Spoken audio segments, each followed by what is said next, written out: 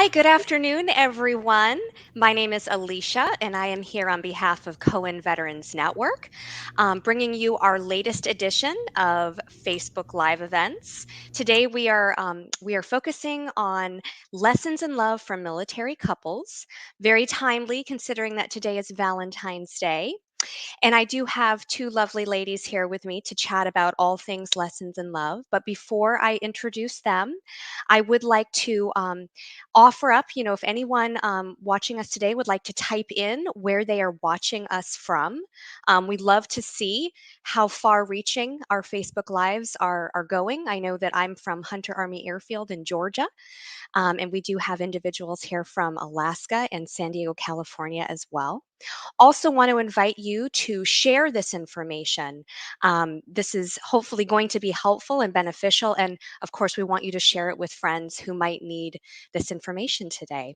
So let me go ahead and dive in. So today we're talking about lessons in love, right, for military couples, from deployments, reintegration, coming back from deployment, frequent relocations due to PCS moves.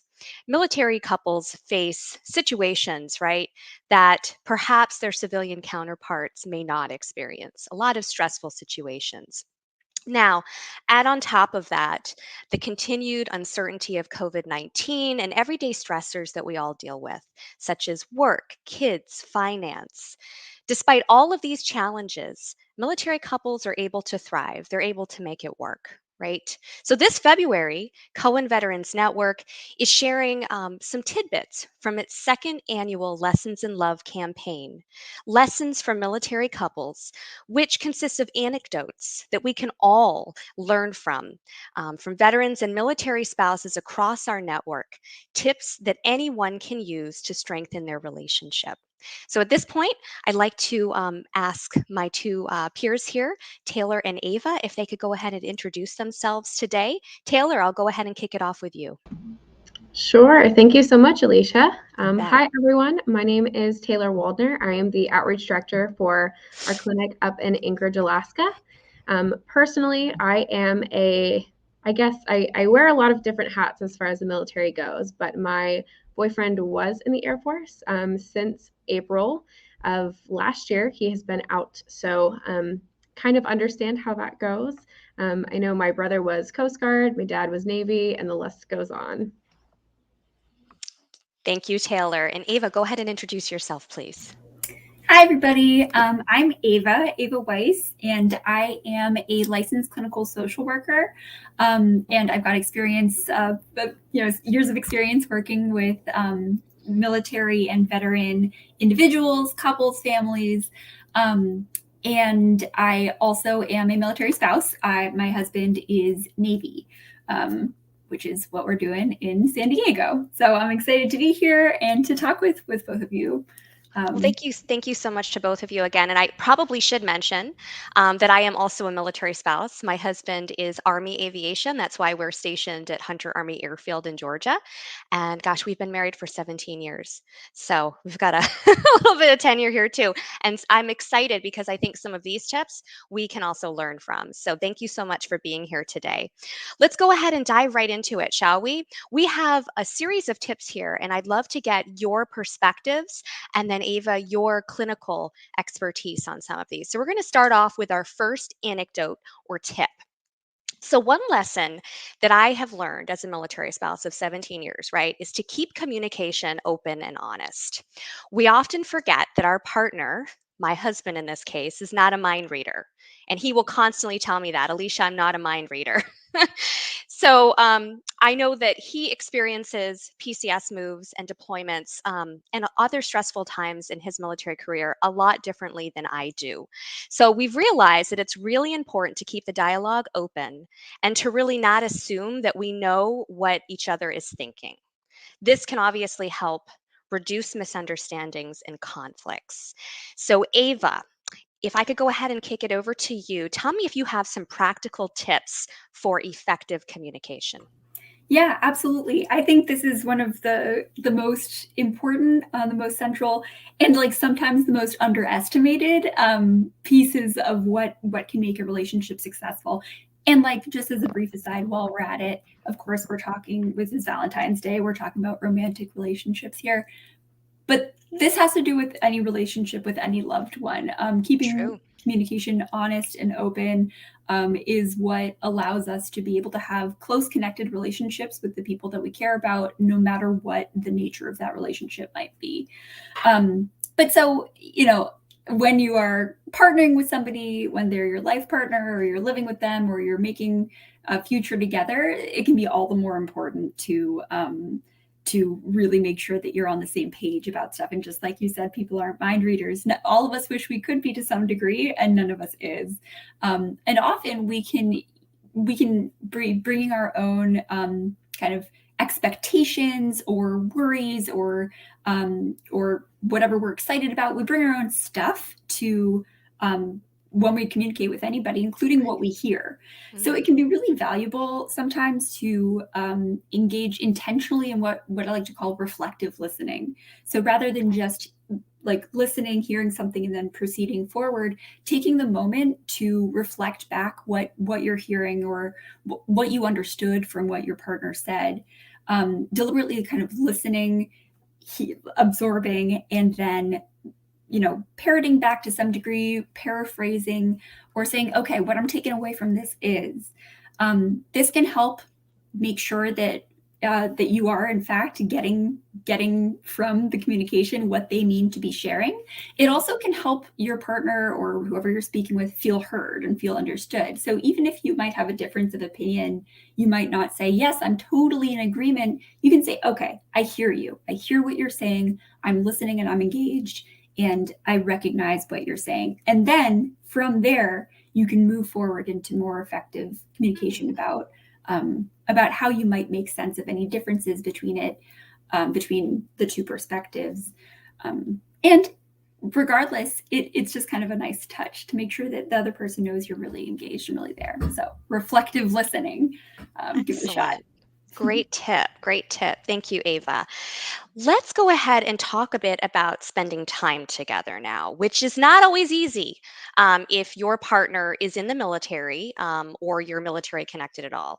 Um, Taylor, why don't you go ahead and talk to me about maybe some advice you have for spending quality time together that you've experienced? Yeah. So when my boyfriend and I had started dating, I was currently in Austin, Texas, and he was stationed, he was Air Force. So he was out in Okinawa, Japan. Mm, And we had started long distance when we had first got together. And so navigating a new relationship with a 14-hour time difference, I really didn't know what I was getting into when we had started that. I'm thankful we did anyways, nonetheless. But I found that, once I'd come here to Alaska and he was, still kind of stuck in Japan, he couldn't leave, even to take leave at the time, thanks COVID. We found that instead of just forcing conversation, it kind of got to a place where we'd already told each other everything that happened in that day, or, things that were going on, and trying to make future plans and things. And so what we started doing was actually FaceTiming and watching TV together. And it sounds really kind of quirky, but being able to just kind of stand up my phone and we, count down and press play at the same time, whether it's a movie, a TV show. And it almost felt like he was there a lot of the times that we did that. I know my love language is quality time. And so to be able to spend time together, even though he is thousands and thousands of miles away, meant a lot. Just being able to hear your partner laugh at certain jokes that are being told or have any kind of commentary. It seems really mundane and can be boring, but it was really nice way for us to still spend time and do something together. And we didn't need to be talking the whole time. So that was really helpful for us. that's a great tip. That's a really good tip. Thank you, Taylor. So, Ava, I know that, we just talked a bit about how you can schedule time, even when you're apart, depending on your situation.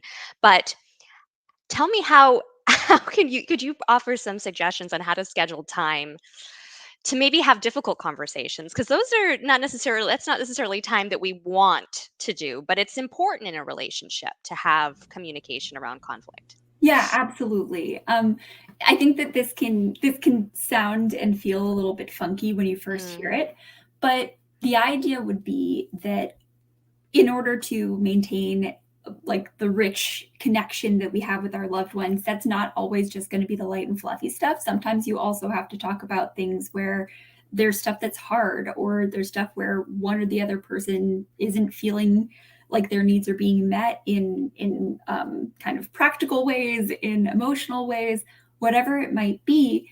And those are moments where there needs to be a conversation.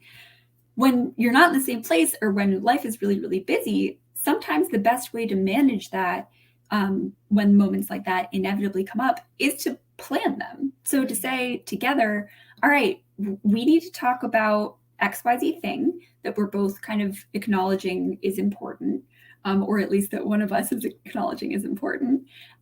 Let's set aside some time on Tuesday night where we're going to find a way to kind of move other distractions to the side, and we're going to engage about it then. We're going to do so in a way that isn't, and so a note, when you do this, you want to make sure that there's kind of a shared understanding that we're not like gearing up for a fight. It's not the plan that mm. we're going to like, okay, so get all of your most biting comments ready for Tuesday evening. No, it's how do we address this? We need to work on this together.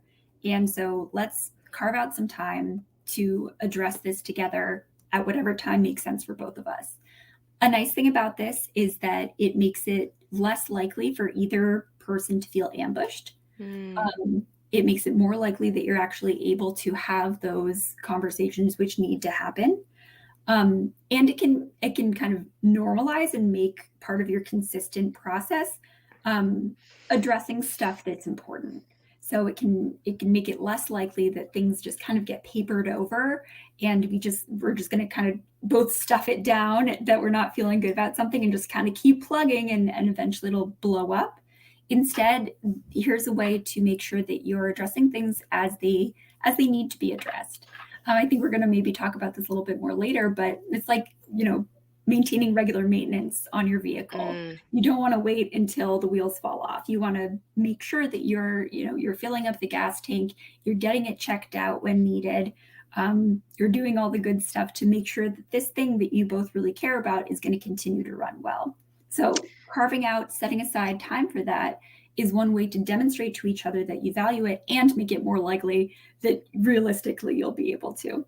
Because waiting for it to spontaneously happen, either is going to likely mean that it's going to just blow up when somebody's feeling really agitated or elevated, or going to mean that you're just sitting on it, waiting, waiting, waiting. And neither of those is ideal. So if you're able to schedule a time for it, it can actually make things better in the long run. It's an investment to make things better in the long run. Absolutely. It makes a lot of sense, Ava. I think too, like the more into life you get with kids and jobs and everything else, it makes it harder and harder to really dig down and talk about things as a couple too. So I think scheduling time to actually have those more difficult conversations can maybe help you, unpack and get to the real heart of issue. Um, I didn't realize we were doing this at the time, Ava, but I think when my husband was in his previous deployment, his last deployment, we did have to take some time out, had to carve out time, maybe once a week, or gosh, we didn't talk as frequently as I would have hoped because he was really busy. But we tried to schedule time on a regular basis to keep him involved in the parental side of things, right? Since he was away, or to have maybe difficult conversations about household issues that we needed to decide upon and things like that. So now I'm realizing we were scheduling some time for conflict because it wasn't always smooth. We had to kind of, figure some things out. And then sometimes what we would do is if we couldn't finish a conversation, I'd say, you know what, let's go ahead and finish this in email.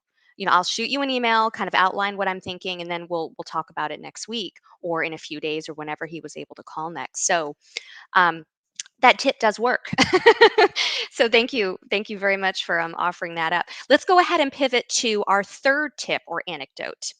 Another lesson that I love comes from Hannah. She's a military spouse from our Cohen Clinic in Honolulu, Hawaii.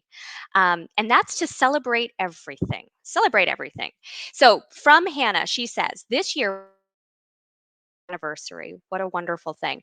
We mark the occasion by getting professional photos taken of us. Sometimes military families miss out on celebrating special occasions and holidays together. So I make it a point to celebrate everything, big or small, anniversaries, birthdays, to getting an award in school. Celebrations make everything more meaningful and memorable for us as a couple and as a family. Totally agree with this. Taylor, do you make a point to celebrate things with your boyfriend? How do you do that? Tell me a little bit about that. Yeah, so especially when we're long distance, thankfully now we are not. So we are in the same place. It took a very, very long time being separated, but now that we're here, it's amazing. And one of the things that we actually don't really do anymore, I think it really was to help kind of sustain us during those really long periods of time where we were away from each other. We would celebrate every month, just our relationship. So it got to the point where it was, you know, 36-month anniversary or something like that. And so we started dating on the 18th. And so the 18th of every month turned out to be something really special where maybe we'd go get sushi to go and we'd both get it. And then, whether we watch a movie or do something special, I know that kind of turned into a regular thing that we did, but it was always really special. And it was where we got to kind of anticipate, as we were getting closer and closer to the 18th, that was always, waking up to really sweet messages. And, I'm thankful for you for, yet another month. And the months kept climbing up there while we were away. But it was really sweet. And I think just acknowledging and taking the time to really appreciate each other on even just a monthly basis. Of course, we would do that more. But just having that special time every single month was really awesome for us. That's great. I know that we did something kind of similar during our, our deployments and in previous years, where we would celebrate some of the larger milestones. Like we're a third of the way through, we're a halfway through, and we made it together as a family. So I think that that's very special for everyone, and it kind of helps to tick off the months, right, and get you ready for the second leg. Like you can do this, you can do anything in increments for sure. Ava, tell me what you think about that strategy and any insights you have. Oh, I love it. I mean, I think it's so important to prioritize fun in a relationship. Like, we talked a moment ago about, yes, you have to have the intense conversations, you have to have the meaningful, hard conversations, but you also have to prioritize fun and make sure that there's still some element of like joy and excitement. And like celebrating stuff is such a nice way to do that. And I also love Taylor, the idea of a month anniversary and finding like those creative ways to like pick something that's not just kind of oh yeah, everybody thinks this is important, but something that's like personally meaningful to the two of you is such like a lovely way to maintain like that spirit of joy and excitement. And I don't know, I think that there are many ways that like even if there are limits on what is feasible or realistic for you in a given moment, you as an individual, as a partnership, as a family, there's still, I think, nice ways that you can be intentional about prioritizing fun and making an intentional effort to kind of do something together that brings you both a feeling of fun or joy, which can be big, like, Hannah's 10-year anniversary photos, but also can be small. It can be something as simple as like coming up with jokes for each other that like only you are going to find funny because you really know each other's sense of humor, or finding just some time to cuddle at the end of the night because you're both exhausted and all you can do is kind of do a little bit of like a 30-second each person get a foot rub, whatever it might be, if you're in the same place, of course. Whatever it might be that's going to work for the two of you, finding ways to bring that into your day-to-day lives. And especially, Alicia, you brought this up, that this can get increasingly hard to do as life gets increasingly complicated. Right now is a really complicated time to be existing in the world. And if you've got a lot of responsibilities, if you're, working full time, got, young kiddos, whatever it's going to be, it's not easy. So it's, I think we can say this with empathy and compassion, that like, it's easy to say prioritize fun. And yet this might really mean something that is going to be intentional, and giving yourself small wins going with the small wins, finding little places where this can fit in, can be a nice way to just sustain you through the harder times and make the times a little bit less hard to the degree that it is inside of your control to do that. So yeah, prioritizing fun is important. Absolutely. Absolutely. So I'm going to go ahead and pivot to our fourth anecdote here. And this one comes from Brandy. She's a military spouse at our Cohen Clinic in Virginia Beach. And she says to share your love in creative ways. So she says, when my husband was deployed, one of my favorite memories was sending him care packages with his favorite snacks. These kisses. So she sent enough Hershey's kisses for him to eat one every day while he was away on deployment. And that was a way for him to sort of connect with her and their children. Taylor, what are some creative things that you've done in the past to kind of keep that connection alive? There were lots of times that I tried to do gifts, or he would maybe hint at something that he liked or wanted, and so I always loved giving him gifts. And he's always been a really great gift giver, so I would always try to be very intentional about it, and put a lot of thought into it. One of the things that I would always try to do was kind of like write him a love letter, and again, it sounds really cheesy, but I think the fact that it's handwritten, it's kind of all from the heart. And I would even kind of spray my perfume on it, because when we were long distance during a pandemic, I mean, there were so many times we looked forward to being able to reunite, and then those plans were canceled last minute. And that was really devastating. And so I remember there was a moment, and I kind of had a breakdown about it, where I was just like, oh my gosh, I can't remember what he feels like. I can't remember what he smells like. And so for me to be able to incorporate as many senses as I could, into a care package, I really, that's exactly what I tried to do. I wanted to make sure that he never felt the same. I wanted to make sure that he remembered how I smelled, the perfume that I wear every day, and just that I'm thinking about him. And yes, this is a really hard season of life, but I'm thankful to be able to do it with you. So that was kind of my way to do it. Sometimes it feels like it's hard to get creative in that I know. scenario, but I thought that was a good way to go about it. Those are such a touching thing Mm-hmm. to do, Taylor. I know that when in previous deployments, we would obviously send care packages, and we made it like a family event to send these care packages. So they were really meaningful. And my husband loves peanut butter. So there was one time we sent a jar of peanut butter, something he couldn't find very easily, and I was able to open it up and I put a heart in it. And it made it. And when he opened it up, he found a heart in his peanut butter. And it was kind of silly, but it was really meaningful, to kind of sustain through those long periods of time where it's just really hard. Ava, do you have any insight into that strategy? Oh, I just think this is really lovely. Yeah, any creative way that you can find to give each other a little bit of that love. And Taylor, earlier you mentioned the idea of love languages, which I think a lot of people talk about, but it's just the concept that each of us might have our own kind of uh, different kind of language for what communicates love to you. For some people, it's going to be things more like words of affirmation or quality time, you said was yours.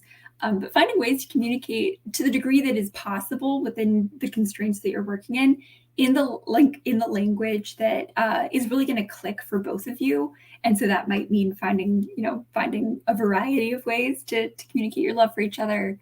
Can be really, really valuable. And also just finding ways to practice gratitude Mm, for the big things or the small things, and expressing when you feel gratitude or the things that you're thankful for, that the other partner is doing, that your partner is doing, that the other person is doing. And that can also be a great place to kind of connect to your values, to the values that each of you have, to the values that you share as a partnership, as a family, and finding ways to appreciate the things that are good, which can sound like way easier said than done. But even when things are very hard, if there are components of what's happening, things that are motivating or moving you all forward, then finding at least some time to highlight those can be a lovely way to keep yourselves grounded in what really matters about a situation. And everybody, I mean, I say everybody, probably not everybody, but most people really like hearing when their partner appreciates them, or appreciates something that they're doing.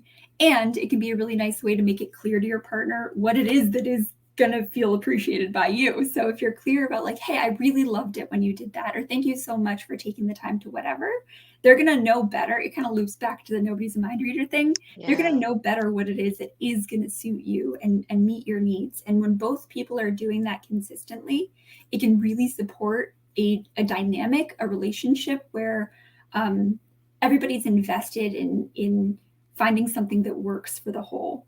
So yeah, practicing gratitude is lovely. Finding creative ways to express yourselves to each other is lovely. I love the perfume thing. It also feels very kind of like kind of old school in a nice way, like a little vintage of like back in like, you know, the 40s or something, writing those love notes and like those stories that we hear from our grandparents' generation. So that's I love that, Taylor. That's just really nice. So many great ideas. And I think so many of these tips really kind of fit together really well, you know. And so you might be doing one and the second and the third and the fourth all at the same time, and they kind of feed into each other. But as we know, they go through ups and downs, right? So I would be remiss if I didn't say that Cohen Veterans Network, right, does offer couples counseling. Very, very important. Um, Actually, to date, we've provided with about 6,000 couples with that type of couples communication and counseling that they need. Approximately 20% of CVN clients are currently participating in couples therapy, which is fantastic, right? Super important to keep those lines open. Ava, what's your advice to couples who may be struggling right now and maybe this Valentine's Day isn't quite what they want it to be? I think, well, first of all, before advice, just to kind of normalize that, I think it's also very hard to have a wonderful, you know, all the time great relationship. All of us go through ups and downs. All of us can face things that are really hard. And many of the kind of external stressors that we encounter can raise the stakes on that, can make it even harder. So it's really normal to need some support.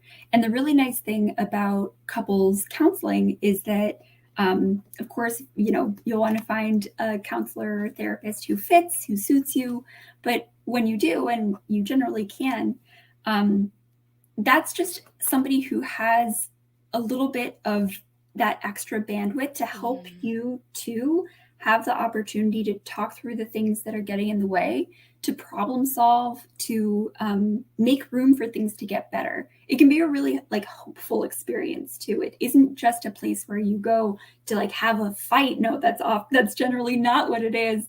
It's instead a place where you can go to gain deeper and better understandings into yourselves, each other, and what's going on in the relationship so that you can make the changes that you want to be able to sustain that relationship for the long term, or make decisions about that relationship that are going to suit the needs of both of you. One thing I'll say is that I think a lot of times people wait until something's a disaster to ask for some support or to engage in counseling or therapy.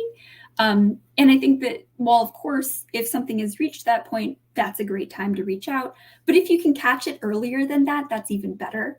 It makes it more likely that you're going to be able to, you know, create some change in a way that you're going to feel sooner. Yeah, like it says on the screen, prevention is the best cure. If you can get ahead of some of the things that aren't working for you before it really becomes that kind of breaking point or crisis moment, then that's a really nice way to invest in the upkeep of your relationship. And so this, again, it kind of goes back to that car metaphor. Like, okay, if the wheels have fallen off, definitely get to the mechanic. Right. But even before that, like, oh, I see that check engine light's coming on, or something's making a funny noise.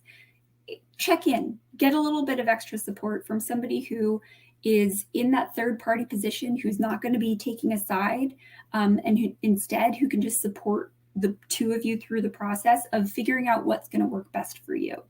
A good couples therapist is somebody who is able to support both partners in making sure that their needs are being met. And that's whether it is, you know, either by supporting the relationship or by helping you make a decision for what's going to work best for the two of you. So yeah, I'm a big fan. I know I'm biased, but I'm a big fan of couples therapy. I think it can be a place where you can see a lot of change, and where you can also gain a lot of like love and connection and good feelings, the things that got you into the relationship in the first place, if they're feeling like they're not there right now, if they're feeling like they're slipping away, or if there's stuff coming up that's just getting in the way of you being able to feel that loving connection with your partner, then all of that could be a good reason to consider, to reach out, to try couples therapy. So That's that's my wonderful. plug. I think it could be Awesome. very good. I Give it a did shot. want to also mention too, Ava, that for military families, right, that are going through this is kind of a stressful time now. There's a lot going on in the world, and I think military families are being asked to step up quite a bit right now. We do offer CVN Tools for Stress and Worry. That is an online program with like real life strategies and tips and tools on how to deal right with the day-to-day stress and worry. So I did want to push that out, and of course that is all available on cohenveteransnetwork.org. That's cohenveteransnetwork.org. We want to make sure that that you all have the tools that you need. So please also share that information. Let your friends know. Share this information that we've talked about today. I'd like to thank you, Taylor, and you, Ava, for joining us for this great conversation about lessons in love from military couples to celebrate Valentine's Day. Again, want to ask everyone, please share this conversation, comment as well on it. Please tag Military Lessons in Love and let us know what you think about this. We want to hear from you. Again, thank you so much. This is the end of our Facebook Live event. So I hope everyone has a great day and an even better Valentine's Day. Until next time. Thanks so much. Bye. Thank you. Thank you.